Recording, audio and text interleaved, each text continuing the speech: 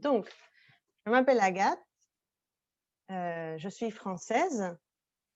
Je suis née dans la région centre, ici, au centre de la France. Ce soir, je vais vous présenter donc la région Bretagne. La rencontre sera en français pour que vous puissiez améliorer votre français, pour que vous puissiez avoir un peu de vocabulaire. Obviamente, algunas cosas más difíciles las explicaré en español sin problema.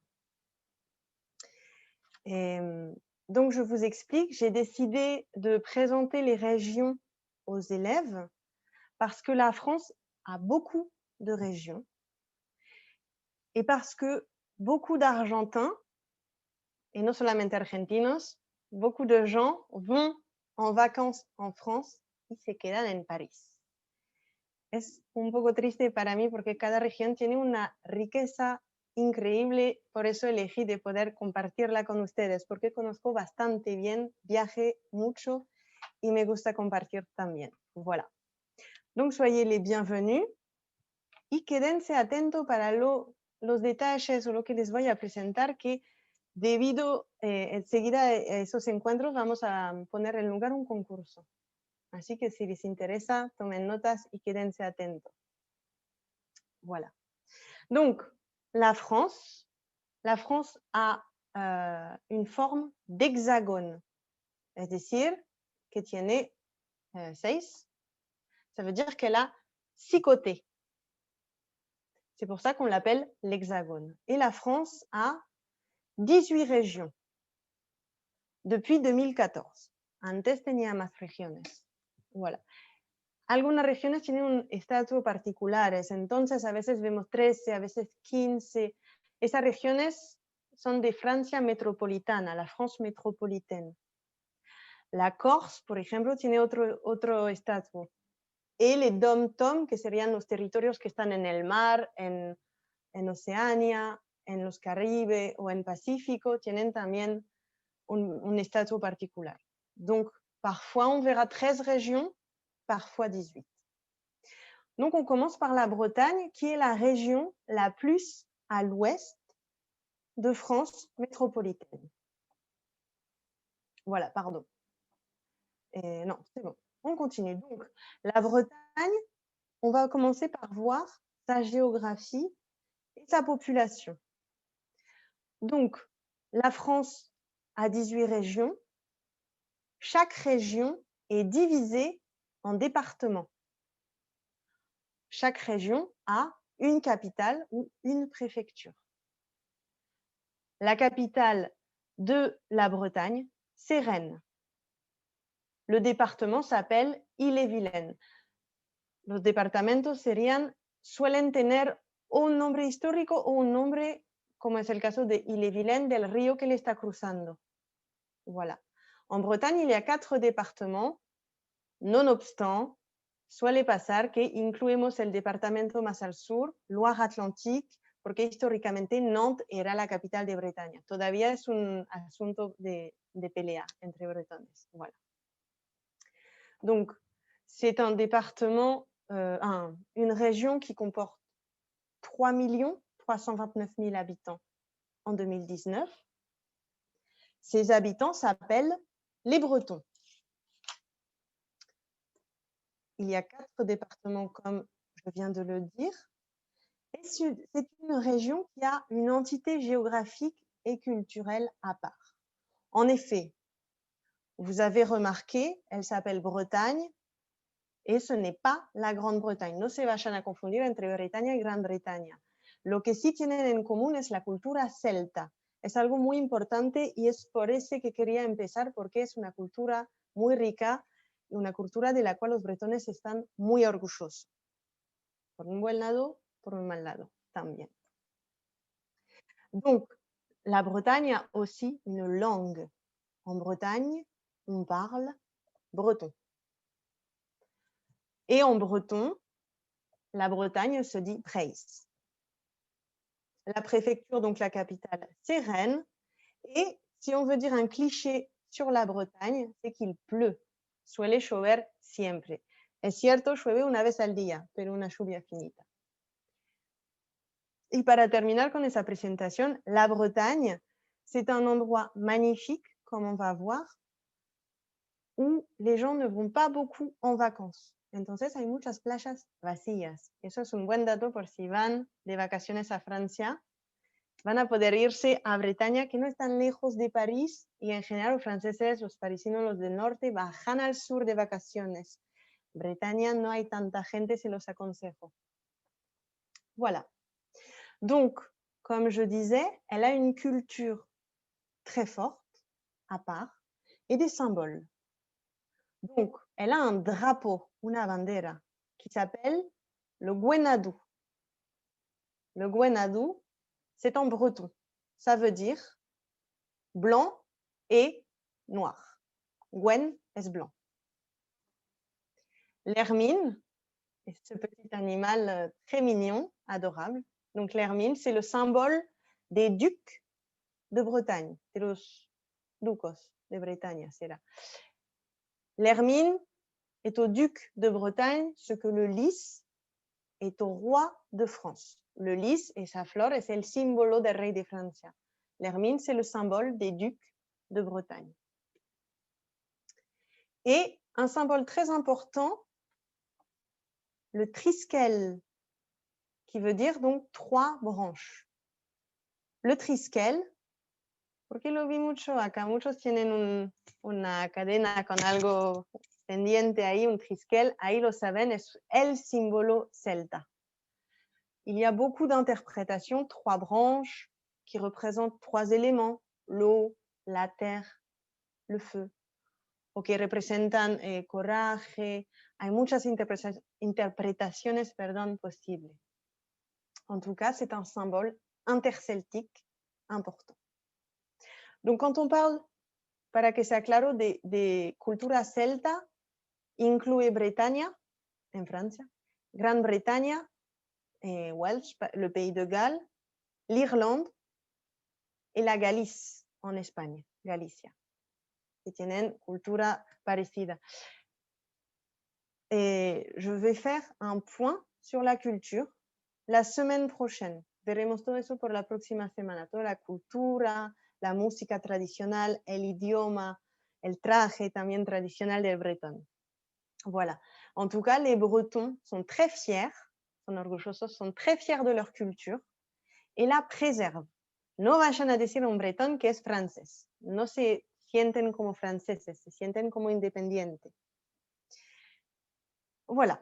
Donc, on va voir un peu l'histoire. À l'égal de l'Angleterre, où on peut voir Stonehenge, pour ceux qui connaissent, ce sont des mégalithes que son de antes de 2000 antes de Jesucristo hasta 4000 antes de Jesucristo. Son rastros de que había humanos en esa época, mucho antes de Jesucristo. Donc la Bretagne a été conquise par Jules César sous l'époque romaine.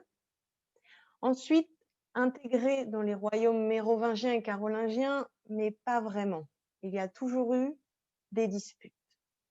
Donc, para que se ubiquen, mérovingien sería el reino de Clovis, del siglo XV al siglo VIII, carolingien, reino de Charlemagne, siglo VIII a siglo X, más o menos. Porque suelo usar eso como punto de referencia para ubicar en la historia. Antes du premier millénaire, on se repère avec ces rois. Les premiers rois, también el primer reino francés, que se llamara más o menos así y que tendrá más o menos la frontera de hoy en día. Voilà. En 850, on a le premier roi de Bretagne et donc le premier royaume officiel de Bretagne. Donc son roi s'appelait Nominoé. Donc je continue. Donc je vous disais, les Bretons sont indépendants, très fiers de leur culture.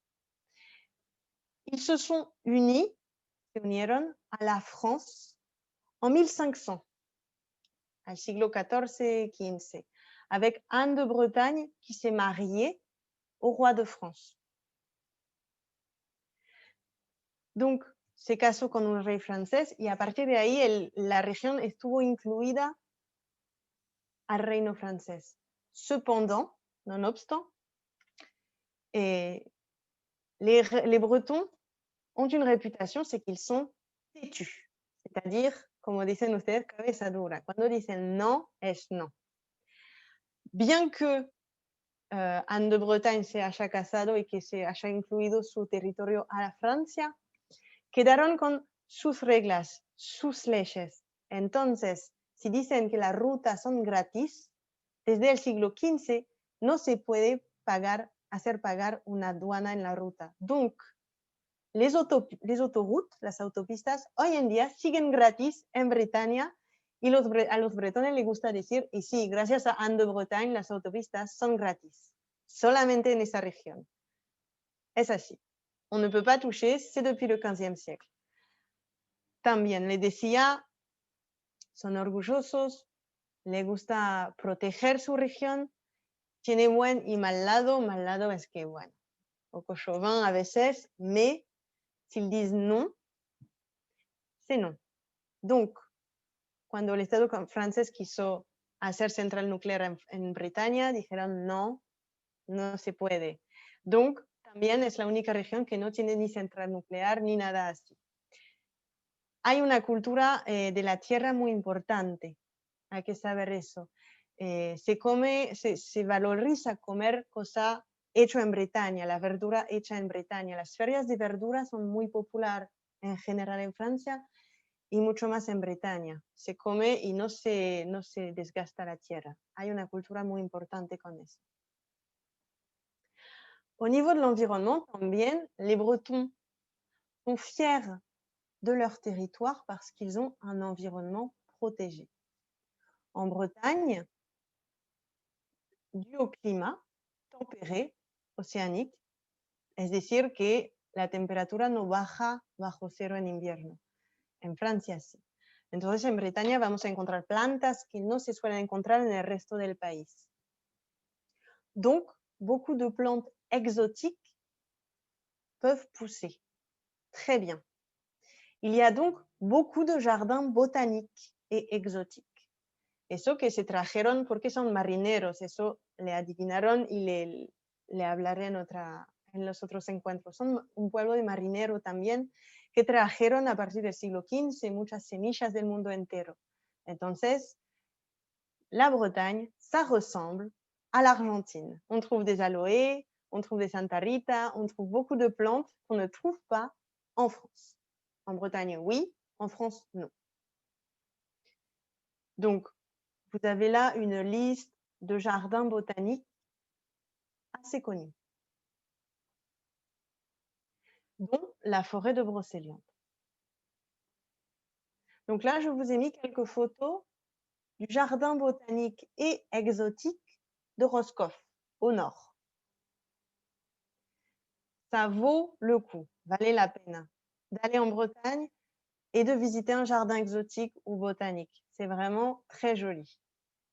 Les plantes, en effet, on peut les retrouver en Amazonie. Tiene plantas de Amazonia, del Oceania, del sur de África, todo se desarrolla sin problema porque no baja bajo cero. Voilà. On peut voir des aloés, par exemple, qui poussent en Afrique, qui poussent en Amérique du Sud, mais qui ne poussent pas en France, juste en Bretagne. Voilà. Ensuite, on a une très belle flore, on a aussi une très belle faune. Muchos animales, muchas reservas prohibidas al humano porque ahí vienen muchos animales, particularmente pájaros. On parle d'ornithologie pour ce qui concerne les oiseaux. Tiene una riqueza ornitológica muy importante, d'oiseaux migrateurs et d'oiseaux qui viennent là. On a aussi donc, par exemple, le phoque gris qui vient en Bretagne, dans les animaux marins. Il y a des dauphins, también delfines. Il y a donc dans les oiseaux, los pájaros que les decía, le macareux moine, malheureusement, en voie d'extinction, en vías de extinción. C'est pour ça, los bretones cuidan particularmente sus tierras, sus animales, la fauna como la flora. Es algo muy importante para ellos de preservar toda esa cultura y todo ese medio ambiente. Donc le macareux moine, et le pingouin. Voilà. Il faut savoir que le grand pingouin, ya se apagó esa especie y nos queda solamente este tipo de pingüino hoy en día que está en Rusia y en Bretaña un poco. Pour ceux qui sont intéressés, ahí va a aparecer, hay un sitio acá, locabraise.com, très bon, qui répertorie tous les animaux que l'on trouve en Bretagne. Voilà. Donc on a, je le répète, des réserves, des parcs naturels qui sont fermés aux hommes.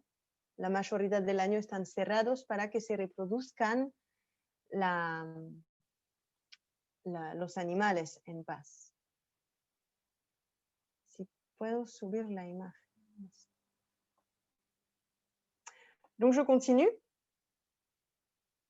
Alors, bien que la région soit très petite, elle a une variété impressionnante de paysages. Donc on peut trouver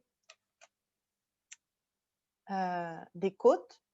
Je pense que ça, vous comprenez, sont la costa. Il y a donc des paysages très variés, des plages et des falaises. Donc les falaises sont acantilados tout autour. Donc, si vous avez commencé le français, vous devez avoir vu le mot randonnée. Tal vez escucharon la palabra randonnée. Es un deporte que nos gusta mucho. Tenemos senderos marcados por adelante. Se indica, son senderos fáciles. En general, gente de toda edad hacen ese. Y en Bretaña podemos dar la vuelta. Podemos tomarnos, no sé, 3 semanas y dar la vuelta en bici, o 2 meses y dar la vuelta caminando, todo alrededor de esa región. Le long des côtes, des falaises. En el centro tenemos le Massif armoricain, que serán montañas, pero que ya desaparecieron. Pero a los bretones les gustan decir que tienen montañas, sí. Entonces, je dois le dire. Il y a des montagnes en Bretagne, le Massif armoricain au centre, et des forêts, des bocages et des landes. Donc les bocages, ce sont lo que se traduciría por arboledas. Son esos campos que para delimitarse hacen filas de árboles entre cada uno. Da un paisaje bastante lindo, idílico. La lande sería un pántano et les forêts, los bosques, très importants dans la culture bretonne parce que, aunque sean mayoría ateos, laicos, creen en muchas cosas, en las leyendas que son muy presentes en la cultura bretones y en los duendes. Il y a beaucoup d'elfes, de trolls, de nains, de fées, hadas en Bretaña. Viajé mucho y me solía pasar que pasando por un pueblo te digan, no pongas tu carpa acá porque por la noche vienen brujas. Con mucho serio, en serio, este lugar está embrujado, no vaya más por allá, ese bosque está más tranquila. Les énergies, c'est quelque chose de très important donc, pour le peuple. Voilà. Et donc, je vous montre quelques images des falaises, des côtes, des rochers. Brocéliande, peut-être que vous connaissez parce que cette forêt, c'est donc la forêt du roi Arthur, del rey Arturo, de Merlin l'Enchanteur. Donc, suele pasar que por el nombre Bretaña, Gran Bretaña, solemos pensar que son de Gran Bretaña y no. Le roi Arthur vient de la forêt de Brocéliande. La fée Morgane et toute l'histoire qu'il y a autour. Donc, c'est vraiment une forêt magnifique. Voilà, pour terminer. C'est assez impressionnant parce que la Bretagne, c'est donc la troisième plus petite région. Et malgré ça, elle a une diversité de paysages très impressionnante. Et des phares. Évidemment, c'est une région de marins. C'est une région avancée en pleine mer. C'est une péninsule. Au nord, on trouve la Manche, qui sépare la France de l'Angleterre. Au sud, on trouve le golfe de Gascogne, l'océan Atlantique. Donc, il y a beaucoup de phares, comme celui-ci. Énormément. C'est aussi inclus dans la culture, donc c'est quelque chose de très important, les phares en Bretagne. Et je propose maintenant que Lucia vous montre un petit tour à 360, une visite virtuelle. J'espère que ça sera assez fluide. Si les podes, Lucia mandarlo, elle est là. Merci.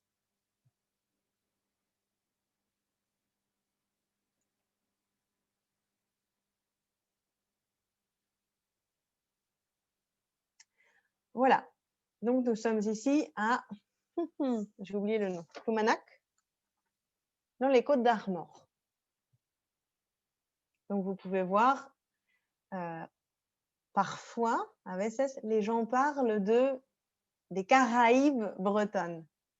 Parce que, sí, suele llover, pero cuando no llueve, es muy lindo. Tenemos un sol superbe, splendide. Y como ven, hay lugar en la playa, podemos ir, no hay problema. Siempre encontramos una playita ahí vacía. Si uno conoce o si uno le gusta aventurarse así, se puede totalmente. Wow, qué agua tan clara.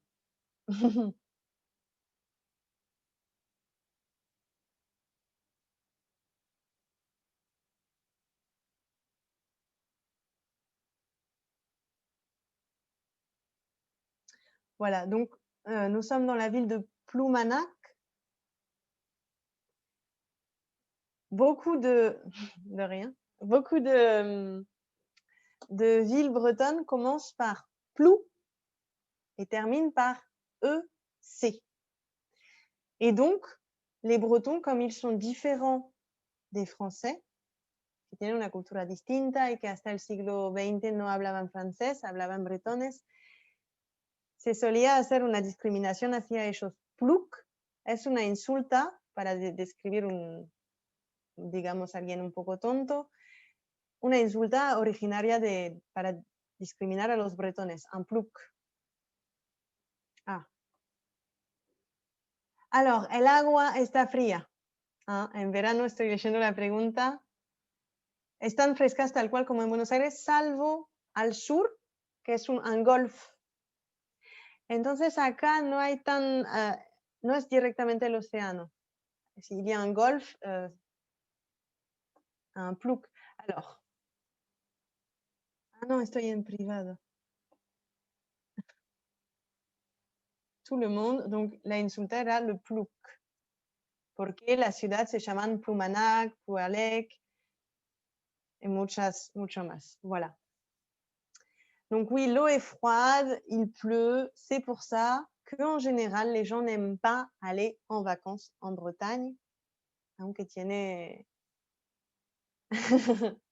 oui, pero todos nos van a decir el agua fría está muy buena por la sangre, así que sí, hay que meterse assez bien. Je vous le conseille, c'est très agréable. Voilà. Pour ma part, donc c'est tout ce que j'ai à dire pour aujourd'hui. Si vous avez des questions, vous pouvez écrire.